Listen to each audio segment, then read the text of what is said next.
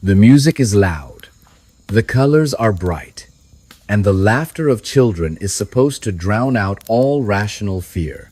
Amusement parks and sprawling national campgrounds are sold to us as places of ultimate joy and escape, built on the promise of guaranteed fun. But what happens when the roller coaster stops, the lights go out, and the artificial facade of safety peels away? What happens when you realize the true secrets lie beneath the colorful plaster or deep in the woods where no one can hear you scream? Tonight, we look at the ultimate scary park phenomenon, not with ghosts or spirits, but with the terrifying, tangible reality of human malice, hidden infrastructure, and predators that stalk our most beloved recreational spaces. Our first story begins in the 1,990 seconds at a faded, mid-sized regional amusement park somewhere in the American South.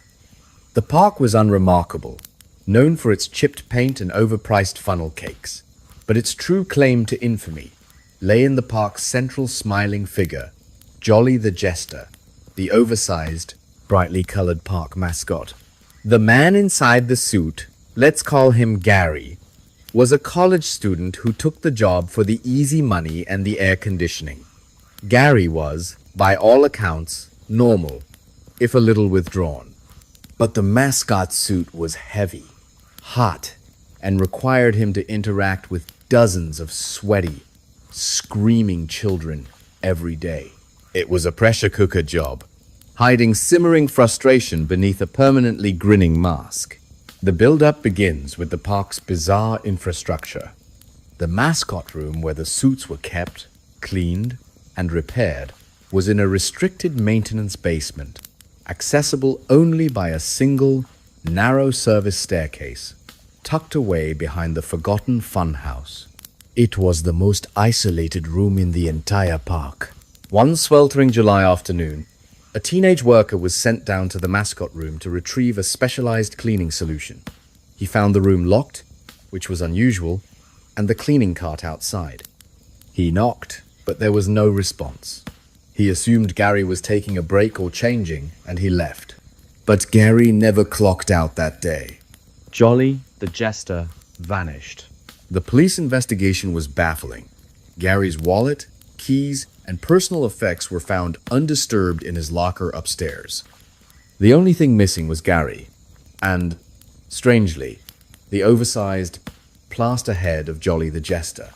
The park manager insisted Gary must have simply quit, fleeing in the heavy suit head. But the police found a small, dark stain on the concrete floor near the back of the mascot room, quickly scrubbed away. The park was too busy to shut down, so the mystery was quickly filed away as a runaway employee. Years later, when the park was finally sold and demolished, a construction crew found something deeply disturbing sealed inside a defunct cinder block storage unit in that same maintenance basement. Inside, wrapped meticulously in plastic sheeting, was the severed plaster head of Jolly the Jester. The horrifying twist came when forensic analysis of the internal padding of the head revealed trace amounts of blood, not Gary's, but the blood of 3 different individuals who had vanished from the park over a 5-year period, all teenagers, all presumed runaways. The true secret of the abandoned amusement park mascot wasn't a runaway employee.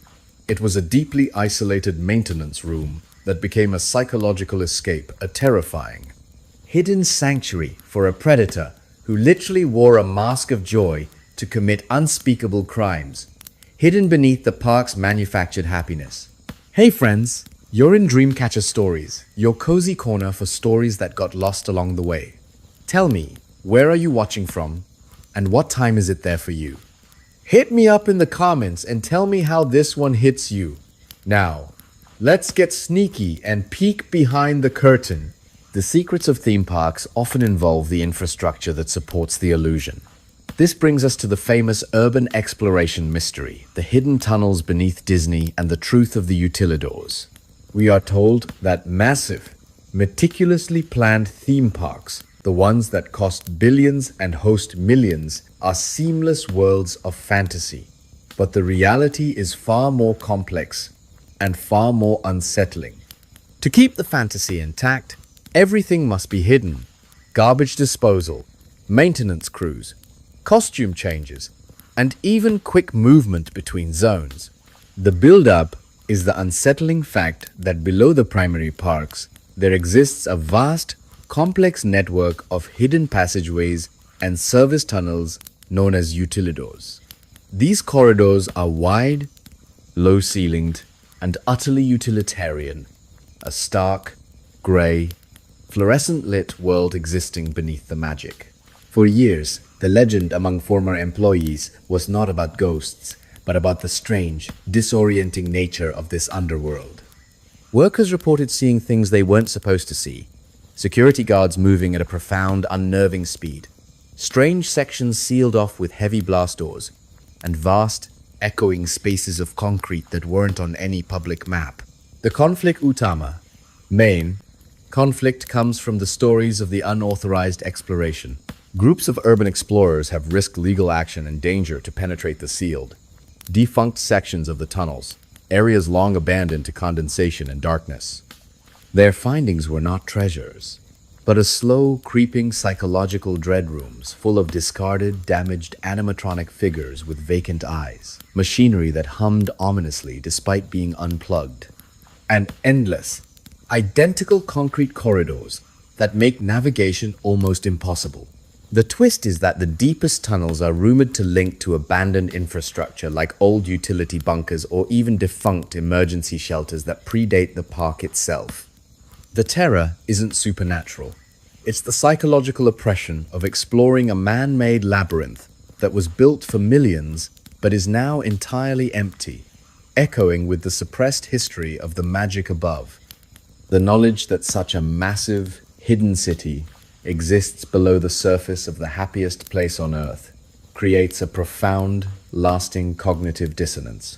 We leave the manufactured illusion for the true, indifferent wilderness, where the predator is far more organic.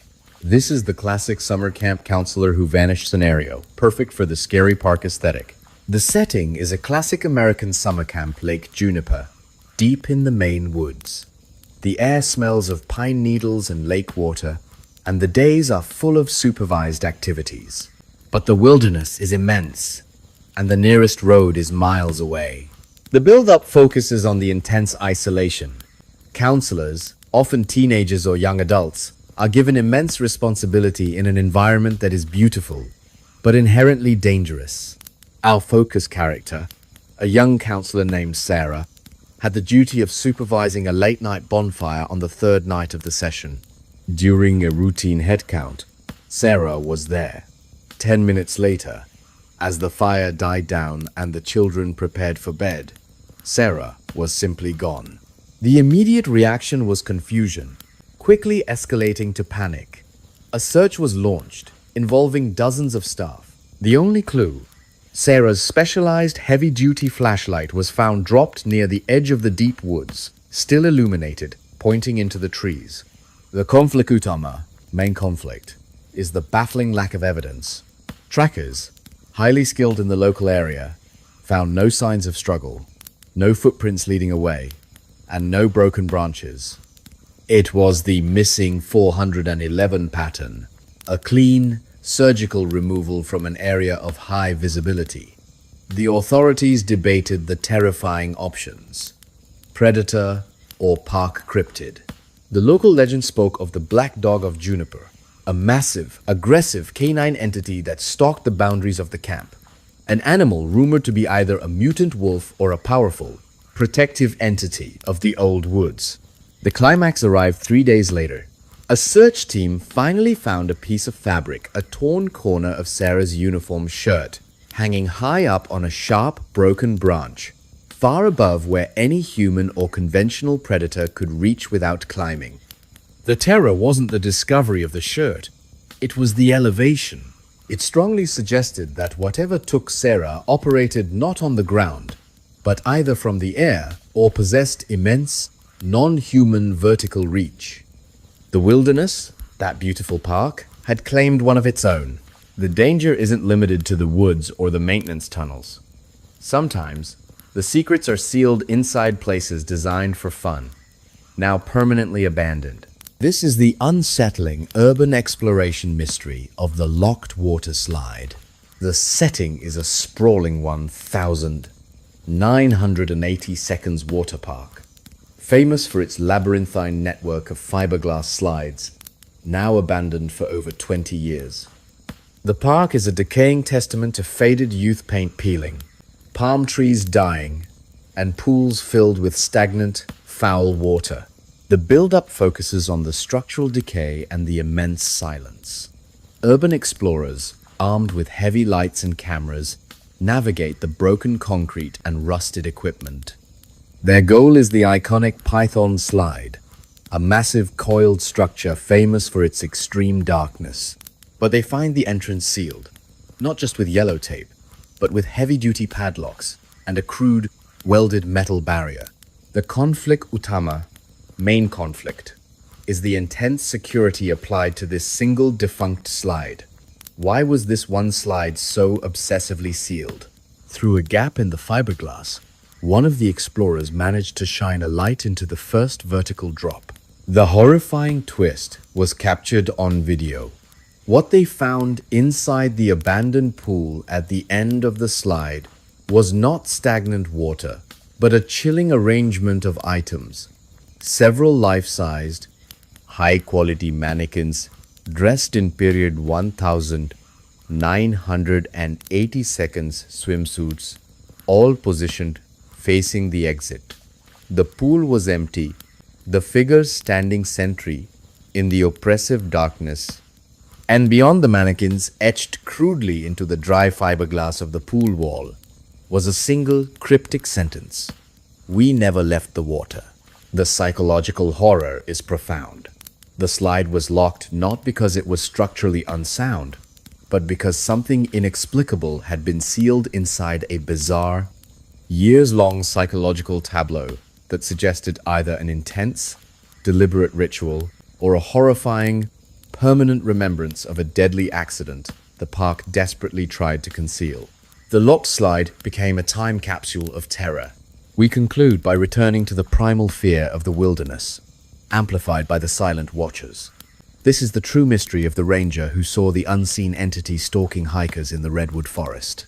The setting is the Redwood National Park, California, a place defined by its towering, ancient trees that block out the sky, plunging the forest floor into eternal twilight. A veteran park ranger, deeply familiar with the region, was conducting a solitary patrol in an area known for bizarre animal behavior and unexplained trail anomalies. The build-up focuses on his sensory experience: an oppressive silence, an inexplicable smell of ozone and sulfur, and the utter stillness of the immense trees. He spotted a family of 4 hiking ahead of him on the trail. Then he saw it, moving silently, almost gliding between the colossal trunks, was a tall, thin, dark entity. It was too large to be a human, too agile to be a bear, and moved with a fluid, unnerving motion that defies known biology. It was stalking the family, maintaining a perfect, silent distance. The conflict Utama, main conflict. The ranger, a man trained for extreme danger, realized his radio was dead and his rifle was useless against something that defied classification. He had only one option: yell. He screamed, alerting the family. The family, startled, turned and saw nothing. But the entity instantly stopped, turned its long, featureless head toward the ranger, and then performed the signature non-human move. It dissolved into the shadows of the massive trees, blending seamlessly with the deep gloom of the redwoods and vanishing without a trace. The climax is the aftermath. The ranger saved the family, who were terrified by his frantic warning but saw nothing themselves. However, when the ranger later revisited the area, he found a patch of undergrowth severely compacted and, most bizarrely, a thin, almost invisible residue coating a massive tree trunk near where the entity disappeared. A residue that could not be scraped off or identified. The ranger who saw the unseen entity confirmed the terrifying truth about national parks. They are not just vast sanctuaries. They are territories where highly evolved, non-human predators may be actively hunting, concealed by the scale and silence of the ancient earth. These 5 stories, from the masked killer of the amusement park basement to the unseen entities stalking the redwood canopy, prove that the greatest fear is often found not in the supernatural, but in the places we trust the most. The illusion of safety in our recreational spaces is thinner than the cheapest plywood, and the secrets buried in the concrete and the woods are often too terrifying to face in the light. And there we go. Another memory back from the dark. Don't go too far. I've got more mysteries itching to be told. Which abandoned structure holds the most terrifying secret? The sealed water slide containing the mannequins, or the maintenance basement where the mascot head was found? Let me know your analysis in the comments below. And if you dare to explore more hidden dangers and bizarre true mysteries in America's abandoned spaces, be sure to subscribe to Dreamcatcher Stories and hit that notification bell. Until next time, stay safe and think critically about the shadows. The true mystery is not only what they are, but why they continue to appear in our most sensitive airspace, delivering cryptic warnings and baffling our most advanced military minds. The entire narrative culminates in the undeniable, terrifying truth that the most protected, most beautiful, and most isolated territories in the United States, our national parks, are not merely wild lands, preserved for human enjoyment. They function as areas of interest for something else entirely, a boundary we, as a species, are not yet permitted to cross. The ultimate truth is that the greatest fear is often found not in the supernatural, but in the places we trust the most. The illusion of safety in our recreational spaces is thinner than the cheapest plywood, and the secrets buried in the concrete and the woods are often too terrifying to face in the light. The psychological terror of the mask and the hidden trail is profound. But sometimes the danger is rooted less in the predator and more in the very structure of the places themselves. The abandoned amusement parks, and the forgotten corners of our most beautiful landscapes. We continue our survey of Scary Park phenomenon by looking into the immense infrastructure that keeps the fantasy running and the lives that are consumed by it. Our first story in this set returns to the theme park, focusing on the sheer scale of human disappearance in a highly controlled environment. Imagine a massive park, like a Six Flags or a Cedar Point, where thousands of eyes are watching every corner, yet a person can vanish without a trace. The focus is on a quiet maintenance worker, let's call him Tom, responsible for the subterranean hydraulics beneath a major roller coaster. Tom was scheduled for a midnight inspection of the coaster's complex braking system. He signed out his toolkit and descended into the low-ceilinged, echoing tunnels that run beneath the park's main promenade. The build-up is the profound sense of isolation.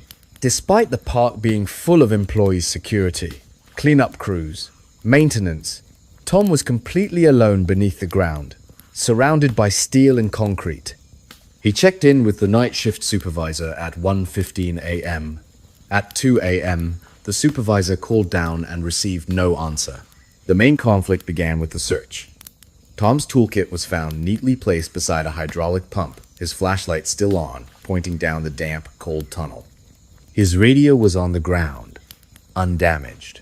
There was absolutely no sign of a struggle, no blood, and no evidence that anyone else had been in the tunnels.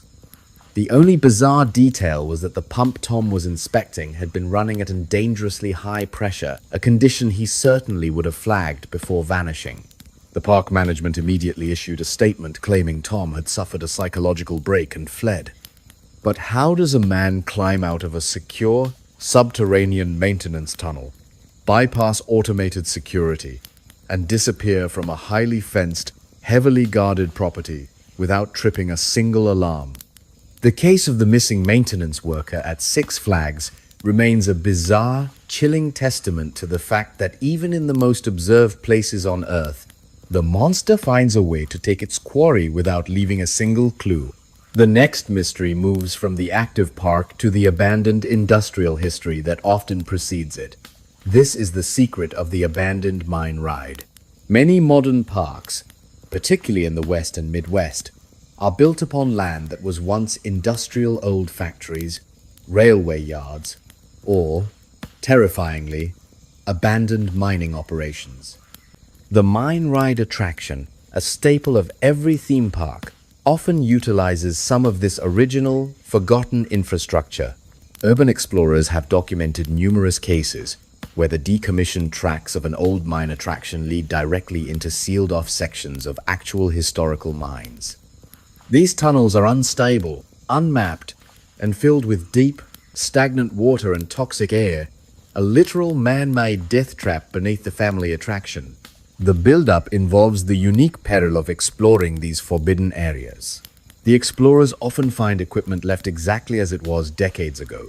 Hard hats, shovels, even old lunch pails, a snapshot of a long-dead industry. The conflict Utama, main conflict, is the terrifying discovery of the hidden detour. In one documented case, explorers found that a seemingly decorative waterfall in a theme park's Wild West section was actually concealing the entrance to a vast, active ventilation shaft leading to the lower levels of a defunct coal mine. In that forgotten lower level, far beyond the park's boundaries, they found evidence that someone or something was actively using the tunnels. Fresh graffiti, recent supplies, and, most horrifyingly, a makeshift encampment deep inside the earth, guarded by crude but functional booby traps. The twist is that the secret of the abandoned mine ride isn't the ride itself. It's the fact that the cheerful theme park above is unknowingly providing cover for a hidden, deeply isolated subculture, or a terrifying criminal operation that uses the park's old infrastructure as its silent, invisible highway. We shift our focus from human predators to the territorial, ancient presence of the cryptid entity in the woods of Maryland. This is the local legend of the Goatman Bridge incident. In the remote, forested areas of Prince George's County, Maryland, the legend of the Goatman is taken seriously. This cryptid is described as a large, aggressive, bipedal creature with the lower body and head of a goat, said to be the result of a scientific experiment gone wrong at a nearby government agricultural center. He is territorial, highly violent, and often linked to the mutilation of pets and bizarre trail anomalies. The build-up centers around a remote, dilapidated stone bridge, now known locally as the Goatman Bridge. The bridge, spanning a shallow creek, is a common local haunt, known for strange noises and unsettling isolation. The conflict Utama, main conflict, comes from the historical accounts not of ghosts, but of direct physical confrontation. Numerous local residents over the decades have reported their cars being damaged by heavy, blunt force while driving over the bridge at night. Hikers who venture too far into the ravines beneath the bridge report smelling a noxious sulfurous odor and hearing terrifying, high-pitched screams that defy zoological classification. The climax involves the bizarre historical documentation. In the early 1970s, a rash of highly localized violent pet mutilations occurred near the bridge, actions far too precise and gruesome for conventional predators. The official investigation was inconclusive, but the local populace remains absolutely convinced. The Goatman of Maryland is real, highly territorial, and views that small, forgotten bridge as the active center of his domain. The bridge is a literal park monument to an active cryptid threat. Our journey into the scary parks takes us now to the immense, indifferent scale of the American West. The Grand Canyon National Park, a place where the grandeur of nature consumes all human scale. The case focuses on a bizarre, unsolved mystery involving a missing hiker. The build-up establishes the canyon's unparalleled danger: extreme heat, sudden flash floods, and sheer vertical drops. When a solo hiker, an experienced veteran named Ben, went missing from a well-marked trail near the south rim, initial searches were massive. Days turned into weeks. The search was eventually called off. Then, 6 months later, a truly bizarre discovery was made by a geology team miles away from the last known sighting, on a precarious ledge far below the rim. What they found was Ben's backpack. The conflict Utama, main conflict, is the terrifying condition of the artifact. The backpack was completely intact. Inside, his supplies, water, food, and emergency locator beacon were untouched. The most unsettling detail was the complete absence of organic matter. The pack was clean, free of any debris, sand, or animal traces. It was as though the pack had been placed there minutes ago, despite being exposed to months of extreme weather. The horrifying twist is the question of transport. How did a backpack, weighing dozens of pounds, travel several miles across impossible, unmarked terrain and land perfectly positioned on an isolated ledge without its owner and without sustaining any weather damage? The lack of any logical trajectory or terrestrial explanation forces investigators into the missing 411 category, suggesting the hiker was taken by an unknown method, and his backpack was intentionally dropped or placed in a location designed to be found, an inexplicable taunt from the vast, silent park. We conclude by returning to the idea of territorial conflict, specifically the strange convergence of phenomena in the American state parks, creating localized skinwalker ranch environments. We look at the phenomenon of cryptid convergence in the state parks. These are isolated, smaller parks, often bordering national forest land, where different types of bizarre phenomena seem to occur simultaneously. The build-up involves official park documentation that, when cross-referenced, shows bizarre overlap. Rangers begin reporting multiple types of unexplained events: strange, silent lights in the sky, and massive, non-conventional tracks, Bigfoot leading into restricted areas, and simultaneous failures of radio and GPS equipment. The main conflict is the psychological pressure on the park staff. They are encountering not one, but multiple types of impossible events in a small, contained area. One ranger described following massive footprints, only to have them suddenly vanish on solid rock, while simultaneously seeing a fast-moving, glowing orb perform impossible turns just above the tree line. The climax is the realization that these smaller state parks might be acting as natural attractors for the unknown areas of high geomagnetic anomaly or historical significance that serve as energetic hubs. The presence of these multiple anomalies confirms that the dangers we discuss are not isolated. They are part of a larger, systemic pattern where the wilderness itself is a complex ecosystem, supporting both biological cryptids and advanced, silent technology. The true horror is that the most convenient weekend getaway might, in fact, be the edge of an active supernatural hunting ground. These 5 stories, from the secrets hidden beneath the roller coaster to the impossible journeys of lost hikers and the territorial aggression of the Goatman, confirm that the recreational spaces of America are anything but safe. They are repositories of unsolved crimes, zones of technological chaos, and the silent, massive territories of entities that operate outside the laws of our world. And there we go. Another memory back from the dark. Don't go too far. I've got more mysteries itching to be told. Which scenario is the most terrifying example of technological mockery? The mascot head being used to hide multiple crimes beneath the park, or the inexplicable retrieval and drop-off of the hiker's backpack in the Grand Canyon? Let me know your analysis in the comments below. And if you dare to explore more hidden dangers and bizarre true mysteries in America's abandoned spaces, be sure to subscribe to Dreamcatcher Stories and hit that notification bell. Until next time, stay safe and think critically about the shadows